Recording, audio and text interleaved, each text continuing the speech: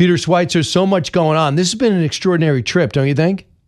Yeah, absolutely. I mean, there are vectors moving in all sorts of directions that implicate a lot of things. And I think it indicates that, Trump is a guy who is transactional. He's a businessman, which I think is very, very good.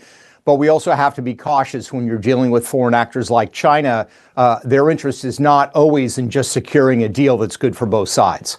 Also, people look at what's happening in Syria. And this guy was former al-Nusra, former al-Qaeda, runs Syria. But it's been presented to him that it would be in our interest to make sure Iran stays out and that Russia gets out and that China doesn't get in, because China does not care who you are if they could do business with you. So this was a tactical move. Yeah, no, exactly right. And look, I think the role here of the Saudis is crucially important. We know that Donald Trump has a good working relationship with the Saudis. This is a Saudi government that really, under MBS's leadership, has moved more to the pro-Western orbit, certainly less hostile to Israel. And so I think if they are whispering in Trump's ear, look, we have relationships with the Syrian leadership. We think that we can get them to move in a less anti-Western posture. Let's try to work that. So I think Trump is really leaning on the Saudis here, and we'll have to see if their assessment is accurate. But I think every once in a while in these kinds of situations, especially when a new actor emerges, you have to give them an opportunity. The Iranians are different, Brian, as you and I know. That same regime has been in power since 1979, same kind of leadership. In the case of Syria, it's a new opportunity. So let's see if they're willing to become more pro-Western in their orientation. Peter, it must be driving you crazy as people come up with revelations about the Bidens are not the great American family we thought. You wrote the book, BloodMoney. You talked about how corrupt they were. And now we're focusing on a fourth book now that talks about their incompetence while in office. And one was written unbelievably by Jake Tapper, who fought against people that brought up the fact that he wasn't making sense, can't walk, can't talk, and is virtually invisible in the office. What are your thoughts right now as now all of a sudden people are being honest about what kind of president he was? Yeah, no, I think it's particularly outrageous when you have people like Jake Tapper doing this, because you're right. I mean, there's this thing, Jake, called the internet, where we can actually go and look at previous interviews you did on this topic. And in the spring of 2024, he was pushing back on arguments that, that Joe Biden was not mentally there. I would also say, though, the other part of the story that they're neglecting is there were a lot of reports in early 2024 that one of the reasons Joe Biden was running for re-election was nobody in the White House had confidence in Kamala Harris. And that's proven to be true as well. So the revisionism is astounding as it relates to Joe Biden. But let's also remember why the Biden team felt the need to run for re-election in 2024. And that's because they had no confidence whatsoever in Kamala Harris. And that proved to be pretty accurate as well. You know what? The thing is, the whole Russia investigation, the years that they were convinced, they tried to convince America that Donald Trump got elected because Russia put him there and he was a Russian stooge.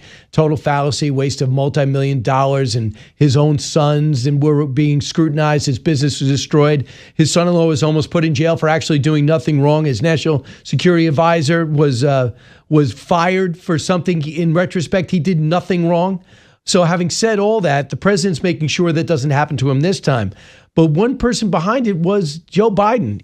He was there every step of the way about this corruption that even put him back into office. And when he gets back into office, he spends a lot of his time, subtly, I think it's going to be revealed, making sure that Donald Trump has a lot of legal problems. When you look at the Joe Biden that they described today behind the scenes, they have 200 sources. You know what that's like. All unnamed. That talks about various times in which Joe Biden has failed to recognize his own staff. Yeah, no, I mean, it's astounding, but honestly, it's not that astounding, Brian. I mean, you've done a lot of reporting on this. Other people observed the same thing in the spring, where he sort of wandered around endlessly. So, I mean, this sort of shocking revelation is really not that shocking unless you're in the bubble that is in the DC media. And I think that this administration, the Biden administration, is really going to become kind of a test case for a lot of things. things. You mentioned one of them, which was the lawfare, this aggressive desire to go after your political opponents, especially a guy, Donald Trump, who was presumably going to be running against you again in 2024.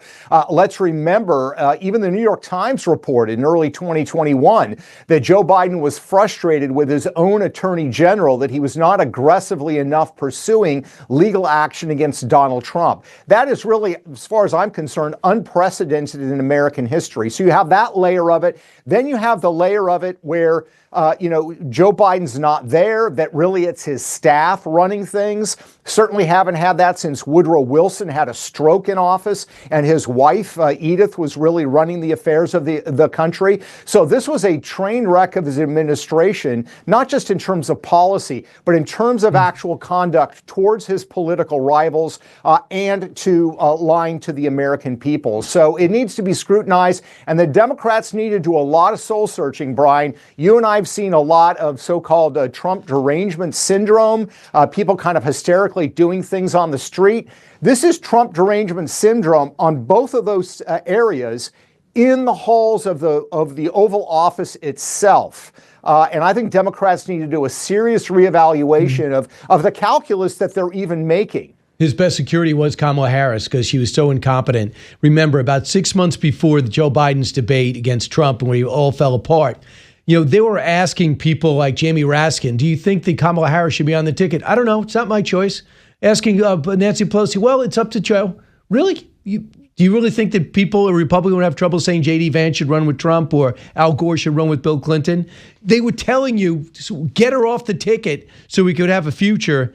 But what about this? Mark, I thought about you last week because Mark Halperin came out and did some reporting. And he said part of the reason why Joe Biden's coming back to do The View, the BBC, and get a memoir going, because the money has dried up. Biden Inc. has no more ink, and he has nothing to do, and he can't earn money. Nobody wants his speeches. Nobody wants his appearances. Nobody wants him on the campaign trail. And there's a lot of grandchildren and children who are on the Joe Biden dole. How true do you think that is? No, I think it's dead on. I mean, look, Joe Biden has been selling access to Joe Biden pretty much his entire electoral career. Let's remember, before he was vice president to Barack Obama, Hunter Biden was what? He was a lobbyist for people in Delaware. People in Delaware were hiring Hunter Biden. It's a very small state. They were hiring Hunter Biden so they could actually access his dad, who happened to be the senator for their state. So this has been the mode of operation even before the Ukraine and the China deals. I think one of the areas we should be watching, Brian, is I still do believe that during that period, after that disastrous debate in 2024, when Joe Biden, people calling for him to get out, and there was about a 4 to 6 week period before he actually dropped out, where Hunter Biden moved into the White House, lived with Joe. I am absolutely firmly convinced that they negotiated deals with Democrat donors to get him to leave. That, in other words, he said, I'm going to leave only if you take care of my family. So I think they certainly have more financial needs, but I do believe that there were probably deals struck with Democrat donors. They're not going to have to disclose those. They're not going to have to be made public. And then, of course, the latest issue out there is there are supposedly negotiations going on with Jill Biden's memoir. And Jill Biden, of course, wants to write a kind of fluffy memoir that nobody's going to buy. Publishers want her to publish parts of her diary, particularly those areas that talk about the decline of her husband. And the question's going to become whether that money is so attractive that she's essentially going to throw her husband under the bus to get the big payday from publishers. I mean, look at, she kept throwing him out there. He couldn't walk. He couldn't talk. He couldn't enter a stage. What family member would ever do that? They cared about their spouse or their kid or their uncle or their in-law. Nobody would do that unless you were so consumed by power that you couldn't help yourself, which seems to be the case. Or you just don't care about that person in particular and you love being first lady while you make all the calls almost as if you're president. I want some of these cabinet members to stand up and talk about how Joe Biden did nothing at his 8 cabinet meetings over 4 years and how many times they took calls from Jill Biden. I'm sure that'll happen. But I got to ask you, do you know that he confused Becerra and Mayorkas? Do you know that he couldn't recognize Jake Sullivan? Do you know that at George Clooney's fundraiser that he threw for him, he didn't recognize the most recognizable actor in America when introduced to him. I mean, this is unbelievable. What are other countries thinking about us that they were able to pull this off? Well, and let's remember, you're right, Brian, during the same time he couldn't recognize George Clooney, or he couldn't recognize his longtime aide, Jake Sullivan. He was on the phone talking to foreign leaders. I mean, he was talking to Putin. He was talking to Xi. He was talking to Zelensky. And God forbid if the transcripts of those are released, what did he say or what didn't he say? I think there certainly was a lot of confusion by this administration on policy towards China, towards Russia and Ukraine. Part of that was probably the traditional factions you have in any administration. But I would not be surprised if it was muddled and it was confused because Joe Biden was on the phone saying things to these leaders or saying things to diplomats visiting him in the White House that made no sense or were completely inconsistent with what stated policy was. You just wonder when people are going to be honest with you if you catch them lying and they don't admit it. So Chuck Schumer was confronted on CNN, cut 36. You were in there, you saw him up close and personal. Did you really not have any idea that he was not fit to serve a second term? Casey, we're looking forward. We have the largest Medicaid cut in front of us. We have the whole federal government at risk. You're facing all of this because you lost a presidential election. And is that not Joe Biden's responsibility for deciding to run again? We're looking forward. That's it? That's it. It's not okay. Evidently in the book, they say Chuck Schumer had a plan B. That means you lied to the American people. You were willing to lie again.